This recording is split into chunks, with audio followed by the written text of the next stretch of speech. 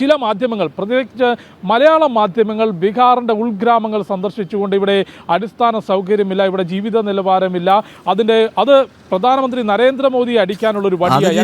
എല്ലാ തെരഞ്ഞെടുപ്പ് കാലത്തും ഉള്ളതാണല്ലോ ജിഷ്ണു, അതിലൊരു അത്ഭുതമൊന്നുമില്ല. എല്ലാ തെരഞ്ഞെടുപ്പിന്റെയും ഫലം വരുന്നതിന്റെ 1 മണിക്കൂർ മുമ്പ് വരെ മലയാള മാധ്യമങ്ങളുടെ തള്ള് BJP തോറ്റു, നരേന്ദ്രമോദി പരാജയപ്പെട്ടു, രാഹുൽ ഗാന്ധി അടുത്ത പ്രധാനമന്ത്രി എന്നൊക്കെയാണ്. ആ നാടകമൊക്കെ ബീഹാറിൽ നമ്മൾ കാണുന്നുണ്ട്. അത് ഈ ഇലക്ഷൻ റിസൾട്ട് വരുന്ന നവംബർ 14 രാവിലെ 8:30 വരെ അതേ തള്ളൊക്കെ തന്നെ തുടരും. ഗൗതം, അത്തരത്തിലുള്ള നരേഷൻ ഉണ്ട്. പക്ഷേ ഇതിൻ്റെ ഒരു കാര്യത്തിൽ രാഷ്ട്രീയത്തിൽ ഏത് രാഷ്ട്രീയം മുൻനിർത്തി റിപ്പോർട്ടിംഗ് നടത്തുമ്പോഴും ബീഹാറിൻ്റെ യഥാർത്ഥ അവസ്ഥ എന്നുള്ളത് നമ്മുടെ ഇവിടുത്തെ ജനങ്ങളുടെ പ്രതികരണങ്ങൾ കഴിഞ്ഞ ദിവസങ്ങളിൽ പ്രേക്ഷകരിലേക്ക് എത്തിച്ചിരുന്നു. ഒപ്പം ഏറ്റവും വലിയൊരു പദ്ധതി നമ്മൾ നേരിട്ട് പോയി കണ്ടിട്ടുള്ളത് പട്ന ഗംഗാ തീരത്തുണ്ടായിരുന്ന മറൈൻ ഡ്രൈവ് പദ്ധതിയാണ്. ഏകദേശം 3700 കോടി രൂപ ചെലവഴിച്ചുകൊണ്ട് ബീഹാറിൽ റോഡ്, ഉപരിതല ഗതാഗതം ഒപ്പം ടൂറിസവും ഒരുമിച്ച് വികസിപ്പിക്കാനുള്ള പദ്ധതി. മുൻകാലങ്ങളിൽ 7 മണി കഴിഞ്ഞാൽ ജനങ്ങൾ പുറത്തേക്ക് ഇറങ്ങാൻ ഭയന്നിരുന്ന, അതായത് പുരുഷന്മാർ പോലും പുറത്തേക്ക് ഇറങ്ങാൻ ഭയന്നിരുന്ന പ്രദേശത്ത് ഇന്ന് നട്ടപ്പാതിരയ്ക്ക് പോലും കുട്ടികളും സ്ത്രീകളും കുടുംബവുമായി എത്തി സമയം ചെലവഴിക്കുന്ന ഒരു പ്രദേശമായി പട്നയിൽ ഗംഗാതീരത്തോട് ചേർന്നിട്ടുള്ള മറൈൻ ഡ്രൈവ് മാറുന്നു. പല കുടുംബങ്ങളിലേക്കും സർക്കാരിൻ്റെ വികസന പദ്ധതികൾ എത്തുന്നു.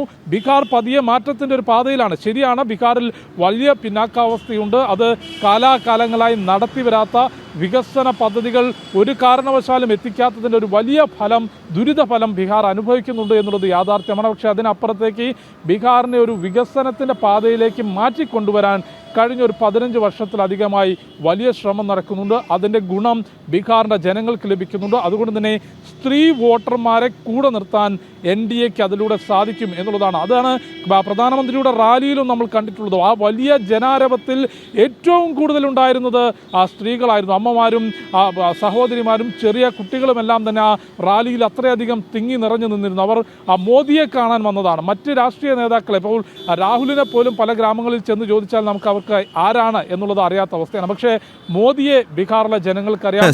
കർഷകർക്ക് ധനസഹായം നൽകുന്ന, അല്ലെങ്കിൽ റോഡ് വികസിപ്പിച്ചിട്ടുള്ള, ഇവിടുത്തെ ഗുണ്ടാരാജ് അവസാനിപ്പിച്ചിട്ടുള്ള നേതാവ് എന്നുള്ള രീതിയിലാണ് മോദിയെ ജനങ്ങൾ കാണുന്നത്.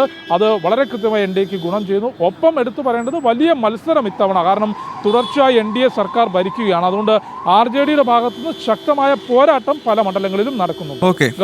ഓക്കെ ജിഷ്ണു, നിങ്ങൾ എന്തായാലും വോട്ടെടുപ്പിൻ്റെ റിസൾട്ട് വരുന്ന 14-ാം തീയതി വരെ ജനം TV ടീം അവിടെ തന്നെ ഉണ്ടാകും. നേരത്തെ ജിഷ്ണു സൂചിപ്പിച്ചതുപോലെ സ്ത്രീകളുടെ വലിയ പിന്തുണയാണ് ബീഹാറിൽ നരേന്ദ്രമോദിക്കാണെങ്കിലും നിതീഷ് കുമാറിനാണെങ്കിലും ഉള്ളത്. പ്രത്യേകിച്ച് ഈ ബീഹാറിൽ ഈ വനിതകളുടെ വലിയൊരു പിന്തുണ നിതീഷ് കുമാറിന് ഉണ്ടാകാനുള്ള ഒരു പ്രധാനപ്പെട്ട ഘടകമെന്നത് അവിടെ മദ്യനിരോധനം ഈ സർക്കാർ ഏർപ്പെടുത്തി എന്നുള്ളതാണ്. കാരണം ഒരു കാലത്തൊക്കെ ഈ തുടർച്ചയായി വ്യാജ മദ്യം കുടിക്കുകയും അതേ തുടർന്ന് ആളുകൾ മരിക്കുകയും ഒക്കെ ചെയ്യുന്നത് ബീഹാറിലൊരു വാർത്ത പോലും അല്ലായിരുന്നു. കാരണം എല്ലാ ദിവസവും ഓരോ കാര്യങ്ങൾ സംഭവിച്ചു കഴിഞ്ഞാൽ, ഇത്തരം കാര്യങ്ങൾ സംഭവിച്ചാൽ അത് വാർത്ത പോലും അല്ലാണ്ടാകും. അപ്പോൾ അങ്ങനെയുള്ളൊരു സംസ്ഥാനത്ത് മദ്യനിരോധനമൊക്കെ ഏർപ്പെടുത്തിയത് നിതീഷ് കുമാറിൻ്റെ ഗവൺമെൻറ്റാണ്. അതിനാൽ തന്നെ നിതീഷിനോടൊരു പ്രത്യേക താല്പര്യം അവിടുത്തെ സ്ത്രീ വോട്ടർമാർക്കുണ്ട് എന്നത് ഒരു യാഥാർത്ഥ്യമാണ്. പല ഘട്ടങ്ങളിലും നിതീഷിൻ്റെ അങ്ങോട്ടും ഇങ്ങോട്ടുമുള്ള ചാഞ്ചാട്ടത്തിലൊക്കെ വലിയ രാഷ്ട്രീയ വിമർശനങ്ങൾ വിവിധ കോണുകളിൽ ഉണ്ടാകുന്ന ഘട്ടത്തിൽ പോലും വനിതാ വോട്ടർമാർ നിതീഷ് കുമാറിനൊപ്പം നിന്നിരുന്നു. പിന്നെ പ്രധാനമന്ത്രി നരേന്ദ്രമോദിയെ പറ്റി നമുക്കറിയാം, അദ്ദേഹം ഒരു ആഗോള നേതാവാണ്. അദ്ദേഹത്തിന് ഭാരതത്തിൻ്റെ എല്ലാ ഭാഗത്തും വലിയ സ്വീകാര്യതയുണ്ട്.